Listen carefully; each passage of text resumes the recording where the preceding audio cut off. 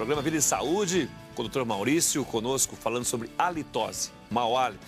Você é convidado a participar do programa, ligando para o 0 operadora 19 3871 9620 ou também pelo nosso e-mail vidaesaude@tvseculo21.org.br. Doutor, estamos de volta e a Josiane já pergunta: tem como fazer o autoteste para saber, um teste direto para saber se nós temos mau hálito, se a pessoa tem mau hálito? Olha, Josiane, existe uma coisa que se chama o paradoxo do mau hálito. É um absurdo, mas quem tem mau hálito não percebe normalmente. Todos aqui já devem ter conversado com alguém com mau hálito forte e a pessoa estava conversando como se nada tivesse acontecido. O que ocorre é um fenômeno chamado fadiga olfatória. Quando a gente é exposto, nós, os seres humanos, somos expostos a um odor constante, as células do nosso olfato, elas rapidamente se adaptam a esse cheiro e nós deixamos de percebê-lo para poder sentir novos odores. Então, um exemplo muito fácil de perceber isso é quando a gente passa um perfume. Em menos de 1, 2 minutos a gente deixa de sentir o cheiro do perfume, né? Então, não existe um autoteste, infelizmente. Maria José da Costa, de Jacarezinho, Paraná, boa noite. Pergunta: gostaria de saber como fazer para saber se a pessoa tem mau hálito. A melhor sugestão é perguntar a um confidente em diferentes horários se você está ou não com o hálito alterado. Como que deve ser feito esse teste? De uma maneira bem simples a princípio. Você se posiciona lá, aqui é o rosto da pessoa. Então, você pede para a pessoa simplesmente sentir como anda o odor do seu hálito, conversando com ela. Se não houver alteração do hálito, já é um bom indício. É sinal que o mau hálito dela não é ofensivo. Mas a gente pode fazer um teste ainda mais detalhado, que seria assim. Você vai soltar um jato de ar, como apagar uma velinha de bolo de aniversário. Aqui está o nariz do examinador. E você solta o jato de ar, delicado e seco. Por que seco? 30 centímetros? Os 30 centímetros de distância. Por que tem que ser seco? Porque as doenças são transmitidas pelas gotículas. Esse é chamado perdigoto. Então, nós temos sempre que soltar um jato de ar seco, é importantíssimo. Existe um site que demonstra exatamente essa figura, mauhalito.com.br/graus de severidade. mauhalito.com.br/graus de severidade. E ali tem exatamente essa figura e a quantificação do mau hálito de 0 a 5. Sendo que 0 é uma ausência de odor e 5 é o mau hálito que aqui no ambiente todos nós estaríamos percebendo, de tão severo Como que é a graduação? 0, 1, 2, 3, 4, 5. 0 mais fraco, não percebe-se odor, né? Na verdade, 1 é um odor natural de boca. Então, o hálito, ele pode ter cheiro. O que ele não pode ser um cheiro ofensivo de mau hálito. E daí vai avançando. 2 é um mau hálito fraquinho, que só se percebe soprando. 3, falando. 4, numa distância que nós estamos aqui. E 5 é percebido no ambiente. São casos muito raros. Chega ele pode ser sentido no ambiente? Olha, eu tenho uma casuística de mais de 4.000 tratamentos. Eu estou há 16 anos na área. Eu vi, na minha vida, 3 casos de mau hálito, assim, realmente de o ambiente ficar totalmente tomado. Casos de doenças mesmo, raras. Há tratamento?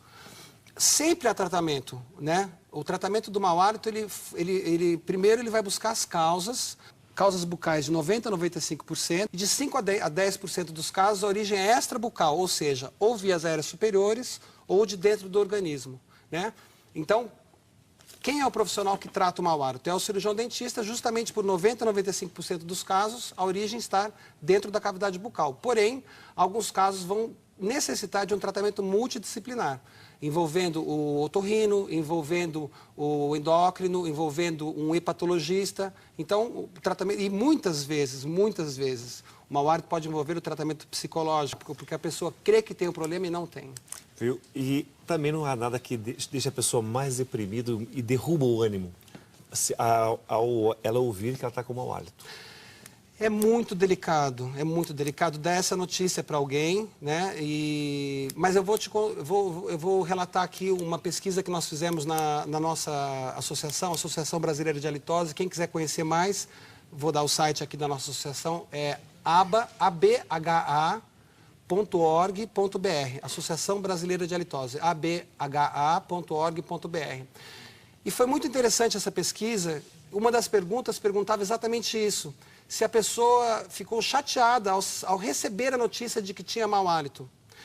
E 70% talvez tenham ficado chateadas, mas 99% das pessoas ficaram agradecidas a quem relatou que a litose estava presente. Ou seja, num primeiro momento, todo mundo tem o direito de ficar chateado e deprimido, mas elas ficaram agradecidas porque ela sabia que quem avisou que ela tinha mau hálito lhe queria bem. Prestou um serviço. Exatamente. O senhor falou primeiro o da velhinha. Apagar a velhinha. Apagar a velhinha. Isso. Tem mais algum outro? Olha, existem alguns testes, por exemplo, existe um teste que é muito citado na literatura, quando a gente estuda, ou mesmo em congressos, colocar uma criança no colo e conversar com ela. As crianças costumam ser super sinceras. Você não precisa perguntar para a criança, mas se você conversar de perto com uma criança e realmente ela, se ela perceber algum cheiro ruim, provavelmente ela vai relatar. Outra sugestão bem confiável é numa clínica capacitada onde existem aparelhos que podem medir o hálito, aparelhos adequados. E aqui nós temos inclusive um deles, que é o Alimiter, né? E temos um outro aparelho muito bom, um aparelho japonês chamado Orochroma. Mas, em congressos internacionais, o nariz humano continua sendo clinicamente o padrão ouro, que eles chamam, para detecção de mau hálito. Porque esse aparelho, ele tem um índice de acerto de 90%, 95%. Mas o olfato humano, se for bem treinado e não estiver resfriado, ele acerta sempre. É uma pergunta também chegando de um amigo de Sumaré, que o Jorge, perguntando a respeito daquele teste antigo de colocar saliva na mão e sentir o odor da saliva. Esse teste, Jorge, ele está inclusive publicado em artigos científicos, por isso que ele é tão difundido na internet. Esse teste, eu costumo dizer que ele é um perigo, porque ele pode dar falso positivo. Imagina o meu paciente que tratou de mau hálito e eu quero recuperar a segurança dele. Se ele fizer esse teste, lamber a mão, esperar 40 segundos, depois cheirar, esse meu paciente que não tem mau hálito pode dar odor. Por quê? Porque dentro da saliva existem cristais de enxofre, cristais são sólidos. E ao você lamber a mão e esperar, esses cristais vão virar gás. O nome científico é vão se volatilizar, né? E nesse processo, vai liberar enxofre e vai ter um mau odor. Por isso que criancinhas, 3, 4, 5 anos, às vezes têm mania de se lamber e a criança fica com a pele toda com odor alterado. Né? E, na verdade, a criança não tem mau hálito. É porque existem esses cristais de enxofre, não é um bom teste.